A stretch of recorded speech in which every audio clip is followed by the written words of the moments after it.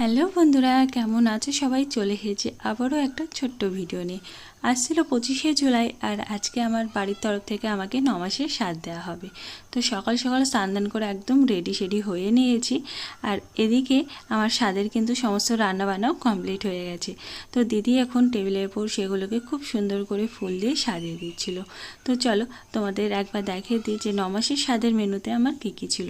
তো এখানে রয়েছে ফ্রাইড রাইস, সাথে রয়েছে শাক, নরকম ভাজা, আর রয়েছে ডাল, পটল চিংড়ি, সর্ষে ইলিশ, মাছের মাথা, চাটনি, দই, মিষ্টি, আর রয়েছে পায়েস। তো এই ছিল আমার সাথে টোটাল মেনু। কেমন লাগলো সবাই কিন্তু কমেন্ট করে জানিও।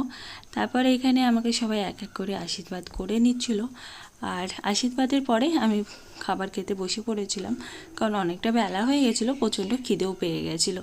আর আমার সাথে সাথে এখানে কিন্তু বাকিরাও খাওয়া দাওয়া করে নিচ্ছিল। তারপরে আমরা চলে এসেছিলাম ছাদে একটু ফটোশ্যুট করতে।